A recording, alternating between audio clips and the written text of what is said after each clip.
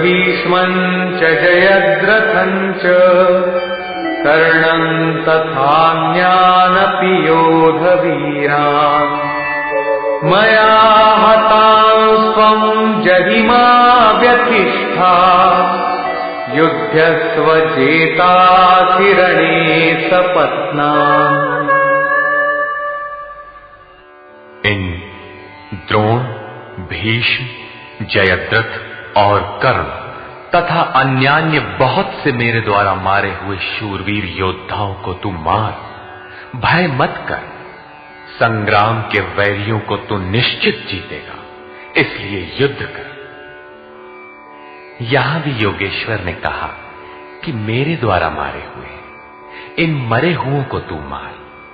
स्पष्ट किया कि मैं करता हूं, जबकि 5वें अध्याय के 13, 14 एवं 15 श्लोक में उन्होंने कहा था भगवान अकर्ता है। 18वें अध्याय में वे कहते हैं शुभ अथवा अशुभ प्रत्येक कार्य के होने में 5 माध्यम है: अधिष्ठान, कर्ता, करण, चेष्टा और दैव। जो कहते हैं कैवल्य स्वरूप परमात्मा करते हैं, वे अविवेकी हैं, यथार्थ नहीं जानते, अर्थात भगवान नहीं करते। ऐसा विरोधाभास क्यों? वस्तुतः प्रकृति और उस परमात्मा पुरुष के बीच एक सीमा रेखा है। जब तक प्रकृति के परमाणुओं का दबाव अधिक रहता है, तब तक माया प्रेरणा देती है, और जब साधक उससे ऊपर उठ जाता है, ईश्वर, इष्ट अथवा सद्गुरु के कार्यक्षेत्र में प्रवेश प्राप्त कर लेता है। उसके बाद सद्गुरु, इष्ट, याद रहे प्रेरक के स्थान पर सद्गुरु, आत्मा, परमात्मा, इष्ट, भगवान पर्यायवाची है। कुछ भी कहें, कहता भगवान ही है। हृदय से रथी हो जाता है, आत्मा से जागृत होकर उस अनुरागी साधक का स्वयं पथ संचालन करने लग जाता है। पूज्य महाराज जी कहते थे, हो जिस परमात्मा की हमें चाह है, वो जिस सतह पर खड़े हैं, उस सतह पर स्वयं उतरकर जब तक आत्मा से जागृत नहीं हो जाता, तब तक सही मात्रा में साधन का आरंभ नहीं होता। उसके बाद जो कुछ साधक से पार लगता है, वो उनकी देन है। साधक तो निमित्त मात्र होकर उनके संकेत और आदेश पर चलता भर रहता है। साधक की विजय उनकी देन है। ऐसे अनुरागी के लिए ईश्वर अपनी दृष्टि से देखता है, दिखाता है और अपने स्वरूप तक पहुंचाता है। यही श्री कृष्ण कहते हैं, मेरे द्वारा मारे हुए इन बैरियों को मार, निश्चय ही तुम्हारी विजय होगी, मैं जो खड़ा हूं। संजय उवाच।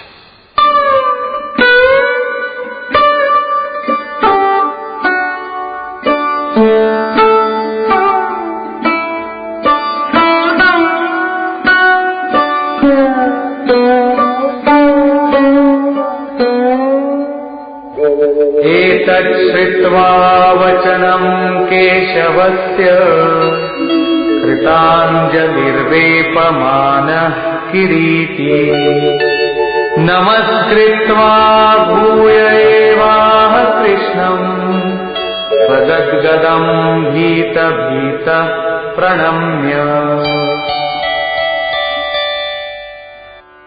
संजय बोला, जो कुछ अर्जुन ने देखा, ठीक वैसा ही संजय ने देखा है।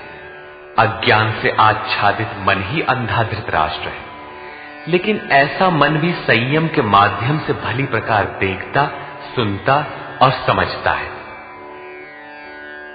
केशव के इन उपर्युक्त वचनों को सुनकर किरीटधारी अर्जुन भयभीत होकर कांपता हुआ हाथ जोड़कर नमस्कार करके फिर श्री कृष्ण से इस प्रकार गदगद वाणी में ही बोला। अर्जुन उवाच। स्थाने ऋषिकेश तव प्रकीर्त्या जगत्प्रदिश्यत्यनुरज्यते च रक्षांसि भीतानि दिशो द्रवन्ति सर्वे नमस्यन्ति च सिद्धसङ्घाः। हे अंतर्यामिन ऋषिकेश, ये उचित ही है कि आपकी कीर्ति से संसार हर्षित होता है और अनुराग को प्राप्त होता है। आपकी ही महिमा से भयभीत हुए राक्षस दिशाओं में भागते हैं और सब सिद्ध गणों के समुदाय आपकी महिमा को देखकर नमस्कार करते हैं।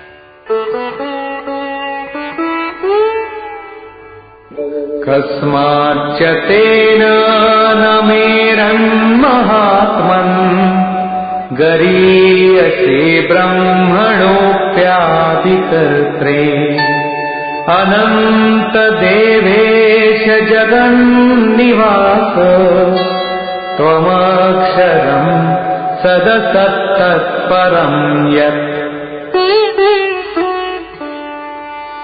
हे महात्मन, ब्रह्मा के भी आदिकर्ता और सबसे बड़े, आपके लिए वे सब कैसे नमस्कार न करें, क्योंकि हे अनंत, हे देवेश, हे जगन निवास, सत असत और उनसे भी परे अक्षर अर्थात अक्षय स्वरूप आप ही हैं। अर्जुन ने अक्षय स्वरूप का प्रत्यक्ष दर्शन किया था। केवल बौद्धिक स्तर पर कल्पना करने या मान लेने मात्र से कोई ऐसी स्थिति नहीं मिलती जो अक्षय हो। अर्जुन का प्रत्यक्ष दर्शन उसकी आंतरिक अनुभूति है। उसने सविनय कहा,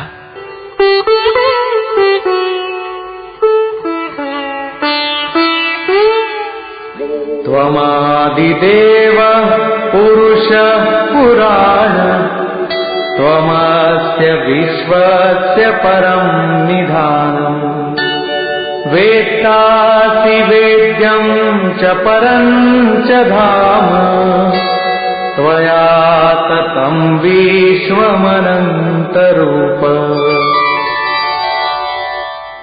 आप आदिदेव और सनातन पुरुष हैं। आप इस जगत के परम आश्रय और जानने वाले हैं, जानने योग्य हैं तथा परम धाम है। हे अनंत स्वरूप, आपसे ये संपूर्ण जगत व्याप्त है, आप सर्वत्र हैं। वायुर्यमोऽग्निर्वरुण शशाङ्कः प्रजापतिस्त्वं प्रपितामहश्च नमो नमस्तेऽस्तु सहस्रकृत्वः पुनश्च भूयोऽपि नमो नमस्ते। आप ही वायु, यमराज, अग्नि, वरुण, चंद्रमा तथा प्रजा के स्वामी ब्रह्मा और ब्रह्मा के भी पिता हैं। आपको हजारों बार नमस्कार है, फिर भी बार बार नमस्कार है।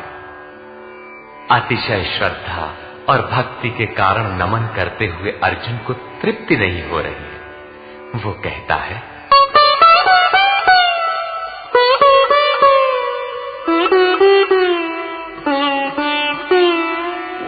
नमः पुरस्तादथ पृष्ठतस्ते नमोऽस्तु ते सर्वत एव सर्व अनन्तवीर्यामितविक्रमत्वं सर्वं समाप्नोषि ततोऽसि सर्वः। हे अत्यंत सामर्थ्य वाले, आपको आगे से और पीछे से भी नमस्कार हो। हे सर्वात्मन, आपको सब ओर से ही नमस्कार हो, क्योंकि हे अत्यंत पराक्रमशाली, आप सब ओर से संसार को व्याप्त किए हुए, इसलिए आप ही सर्वरूप और सर्वत्र हैं। इस प्रकार बार बार नमस्कार करके भयभीत अर्जुन अपनी भूलों के लिए क्षमा याचना करता है।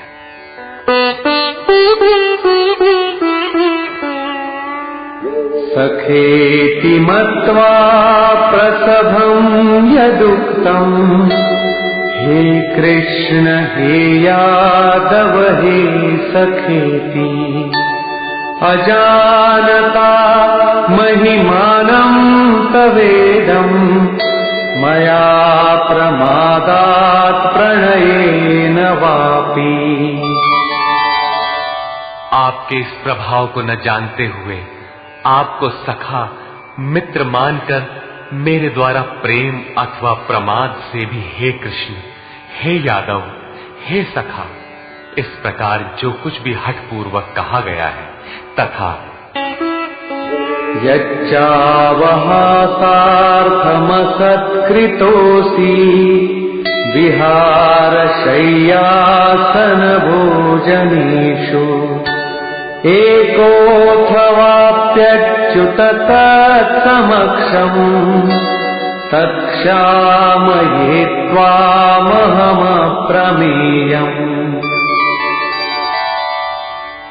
हे अच्युत, जो आप हंसी के लिए विहार, शैया, आसन और भोजनादिकों में अकेले अथवा उन लोगों के सामने भी अपमानित किए गए हैं, वो सब अपराध अचिंत्य प्रभाव वाले आपसे मैं क्षमा कराता।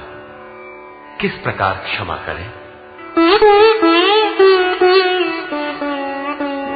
पितासि लोकस्य चराचरस्य त्वमस्य पूज्यश्च गुरुर्गरीयान् न त्वत्समोऽस्त्यभ्यधिकः कुतोऽन्यो लोकत्रयेऽप्य प्रतिम प्रभाव। आप इस चराचर जगत के पिता, गुरु से भी बड़े गुरु और अति पूजनीय हैं, जिसकी कोई प्रतिमा नहीं, ऐसे अप्रतिम प्रभाव वाले। आपके समान तीनों लोकों में दूसरा कोई नहीं है, फिर अधिक कैसे होगा? आप सखा भी नहीं, सखा तो समकक्ष होता है।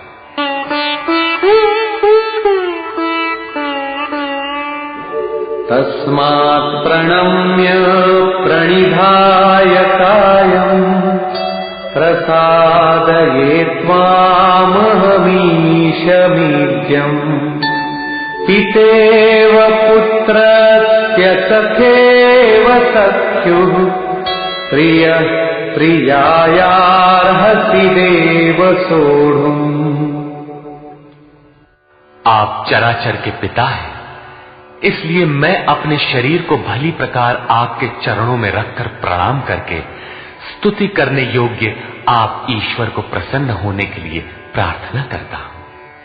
हे देव, पिता जैसे पुत्र के, सखा जैसे सखा के और पति जैसे प्रिय स्त्री के अपराधों को क्षमा करता है, वैसे ही आप भी मेरे अपराधों को सहन करने योग्य हैं।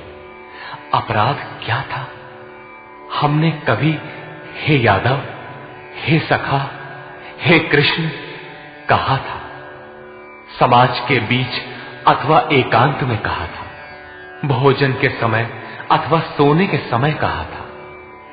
क्या कृष्ण कहना अपराध था? काले थे ही, गोरे कैसे कहे जाते?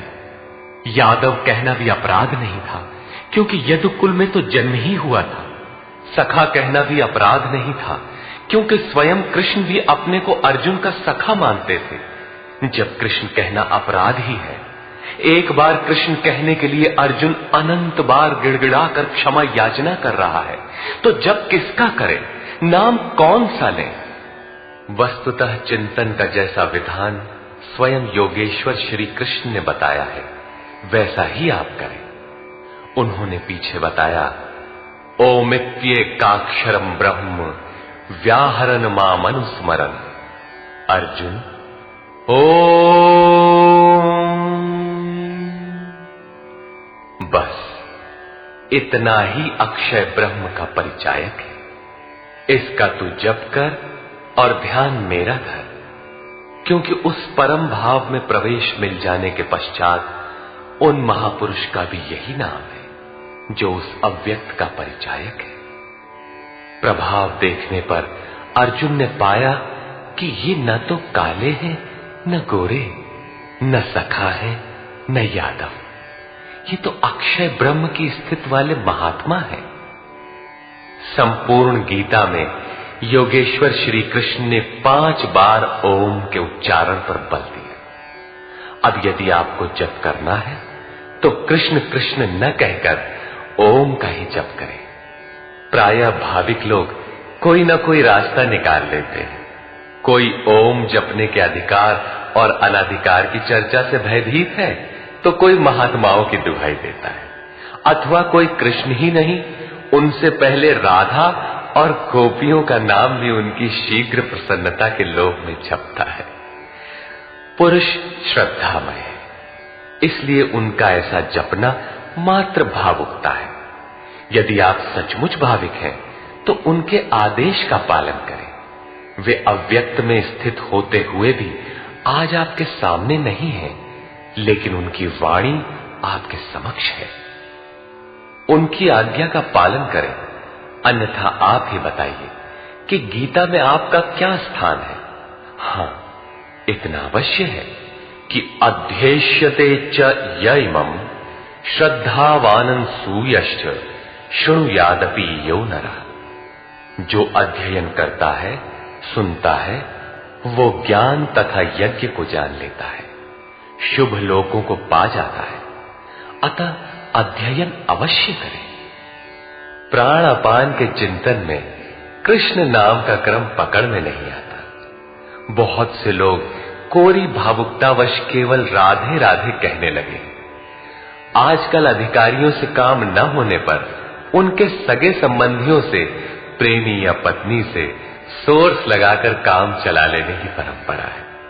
लोग सोचते हैं कदाचित भगवान के घर में भी ऐसा चलता होगा, अतः उन्होंने कृष्ण कहना बंद करके राधे राधे कहना आरंभ कर दिया। वे कहते हैं राधे राधे श्याम मिला दे। जो राधा एक बार बिछुड़ी तो स्वयं श्याम से नहीं मिल पाई, वो आपको कैसे मिला दे। अतः अन्य किसी का कहना न मानकर श्री कृष्ण के आदेश को आप अक्षरशः माने, ओम का जप करें। हां, यहां तक उचित है कि राधा हमारा आदर्श है, उतनी ही लगन से हमें भी लगना चाहिए। यदि पाना है तो राधा की तरह विरही बनना है। आगे भी अर्जुन ने कृष्ण कहा। कृष्ण उनका प्रचलित नाम था। ऐसे कई नाम थे जैसे गोपाल, किंतु बहुत से साधक गुरु गुरु या गुरु का प्रचलित नाम भावुकतावश जपना चाहते हैं, किंतु प्राप्ति के पश्चात प्रत्येक महापुरुष का वही नाम है जिस अव्यक्त में वो स्थित है। बहुत से शिष्य प्रश्न करते हैं, गुरुदेव जब ध्यान आपका करते हैं तो पुराना नाम ओम इत्यादि क्यों जपें? गुरु गुरु अथवा कृष्ण कृष्ण क्यों न कहें? किंतु यहां योगेश्वर ने स्पष्ट किया कि अव्यक्त स्वरूप में विलय के साथ महापुरुष का भी वही नाम है जिसमें वो स्थित है। कृष्ण संबोधन था, जपने का नाम नहीं। योगेश्वर श्री कृष्ण से अर्जुन ने अपने अपराधों के लिए क्षमा याचना की, उन्हें स्वाभाविक रूप में आने की प्रार्थना की। कृष्ण मान गए, सहज हो गए, अर्थात उसे क्षमा भी कर दिया। उसने निवेदन किया,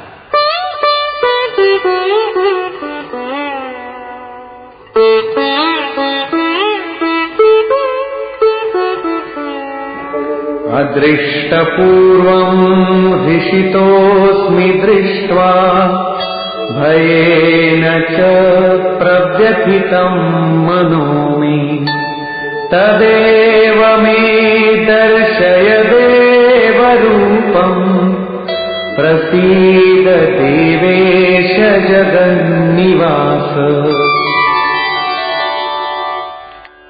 अभी तक अर्जुन के समक्ष योगेश्वर विश्व रूप में है, अतः वो कहता है कि मैं पहले न देखे हुए आपके इस आश्चर्यमय रूप को देखकर हर्षित हो रहा हूं, तथा मेरा मन भय से अति व्याकुल भी हो रहा है।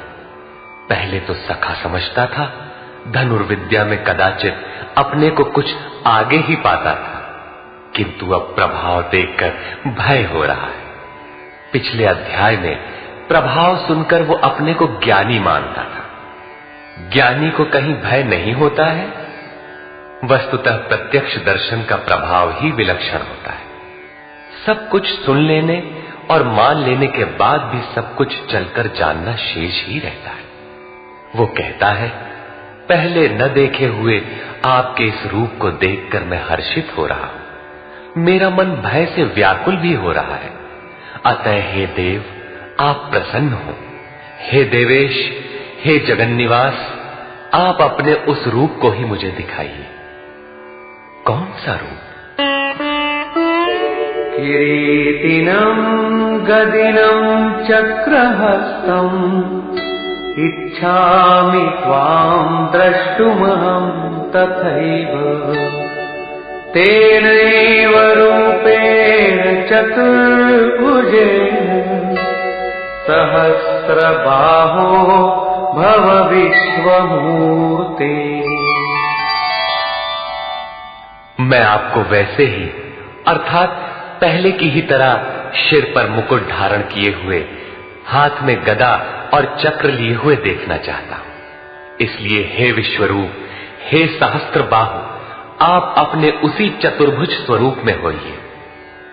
कौन सा रूप देखना चाहा? चतुर्भुज रूप। अब देखना है कि चतुर्भुज रूप है क्या। श्री भगवान उवाच।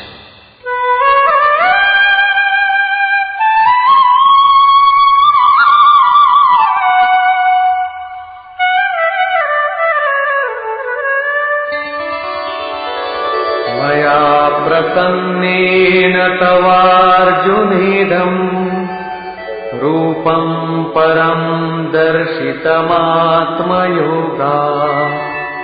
तेजोमयं विश्वमनन्तमाद्यं यन्मे त्वदन्येन न दृष्टपूर्वम्। इस प्रकार अर्जुन की प्रार्थना सुनकर श्री कृष्ण बोले, अर्जुन, मैंने अनुग्रह पूर्वक अपनी योग शक्ति के प्रभाव से अपना परम तेजोमय, सबका आदि और सीमा रहित विश्व रूप तुझे दिखाया है, जिसे तेरे सिवाय दूसरे किसी ने पहले कभी नहीं देखा।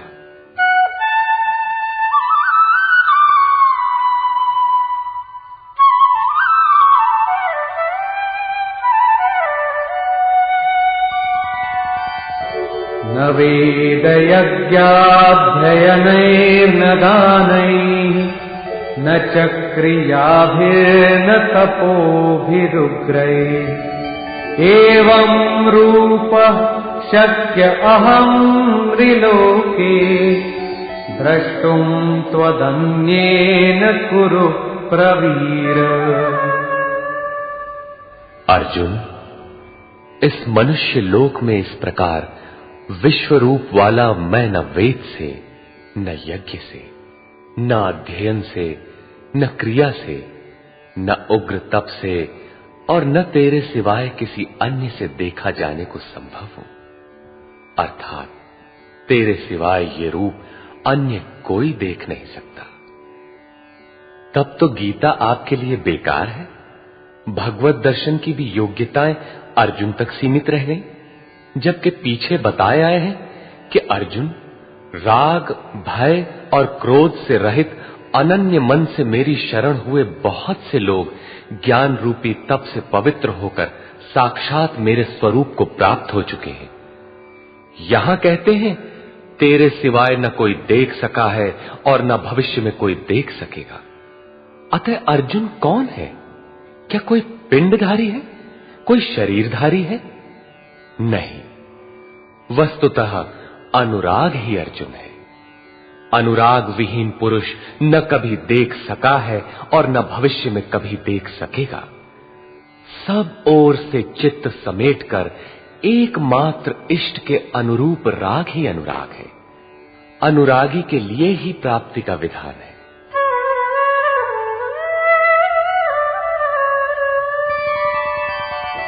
माते व्यथा मा च विमूढ़ भावो दृष्ट्वा रूपं घोरमीद्रिं ममेदम् व्यपेतभिप्रीतमनाः पुनस्त्वं तदेव मे रूपमिदं प्रपश्य।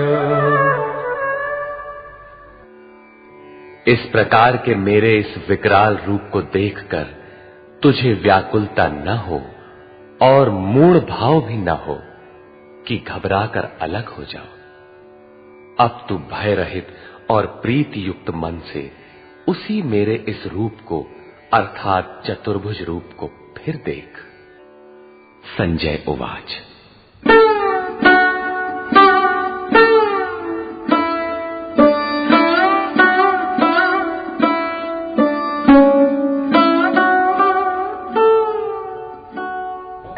इत्यर्जुनं वासुदेवस्तथोक्त्वा स्वकं रूपं दर्शयामास भूयः। आश्वासयामास च भीतमेनं भूत्वा पुनः सौम्य वपुर्महात्मा।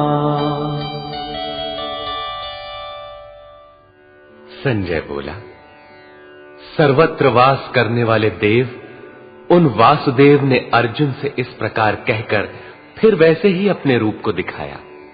फिर महात्मा कृष्ण ने सौम्य वपुः अर्थात प्रसन्न होकर भयभीत अर्जुन को धैर्य दिया। अर्जुन बोला, अर्जुन उवाच।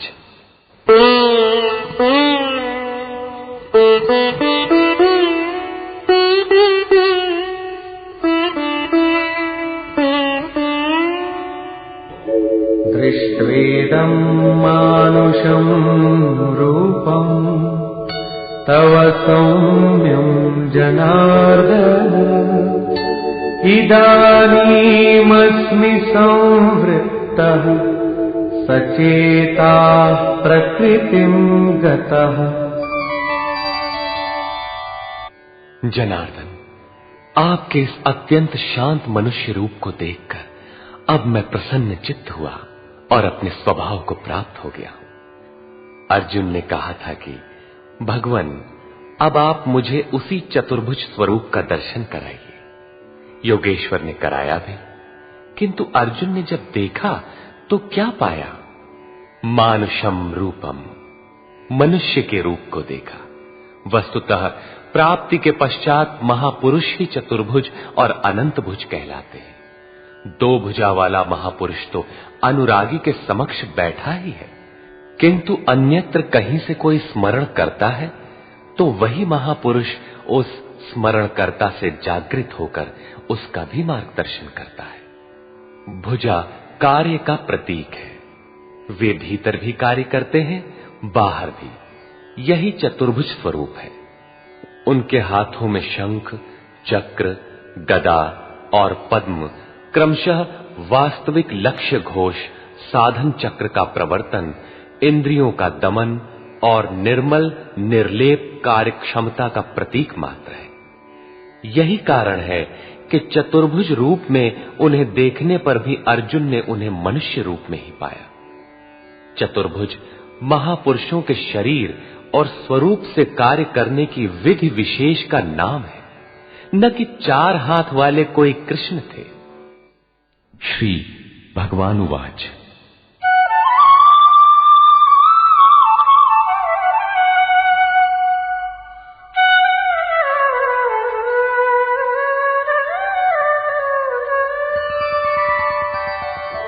सुदुर्दर्शमिदं रूपं दृष्टवानसि यन्मम। देवाप्यस्य रूपस्य नित्यं दर्शनकांक्षिणः।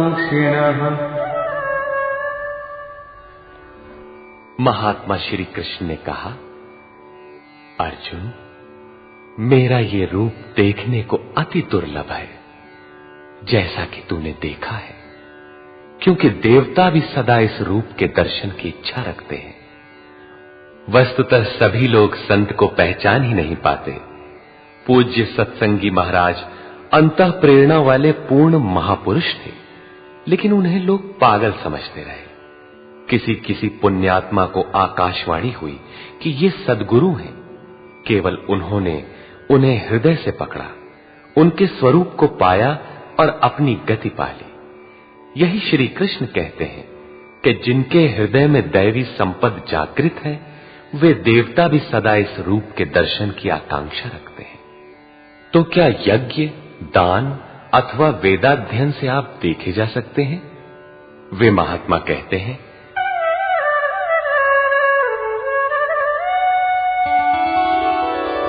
नाहं वेदैर्न तपसा न दानेन न चेज्जया शक्य एवं विधो द्रष्टुम् दृष्टवानसि मां यथा।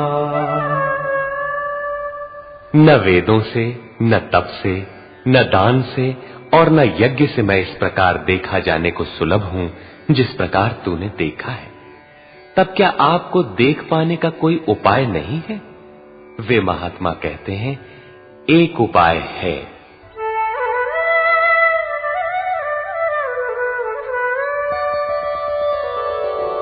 भक्त्या त्वनन्यया शक्य अहमेवं विधोऽर्जुन ज्ञातुं द्रष्टुं च तत्त्वेन प्रवेष्टुं च परन्तप।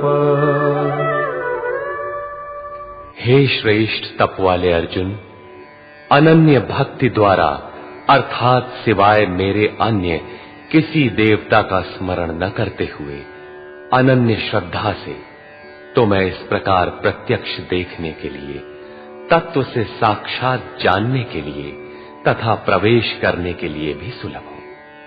अर्थात उसकी प्राप्ति का एकमात्र सुगम माध्यम अनन्य भक्ति है।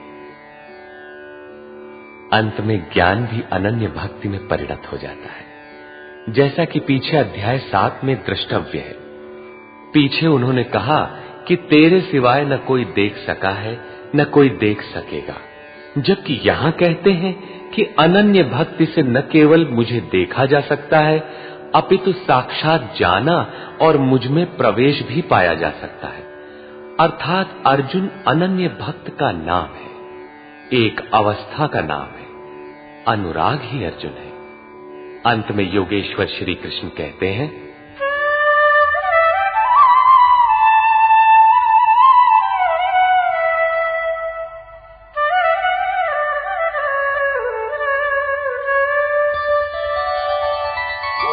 मत्कर्म कृन्मत्परमो मद्भक्तः संगवर्जितः निर्वैरः सर्वभूतेषु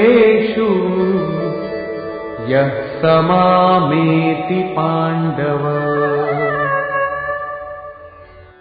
हे अर्जुन, जो पुरुष मेरे द्वारा निर्दिष्ट कर्म अर्थात नियत कर्म यज्ञार्थ कर्म करता है, मत्परमः मेरे परायण होकर करता है, जो मेरा अनन्य भक्त है, संगवर्जितः किंतु संग दोष में रहते हुए वह कर्म नहीं हो सकता, अतः संग दोष से रहित होकर संपूर्ण भूत प्राणियों में बैर भाव से रहित है, वो मुझे प्राप्त होता है।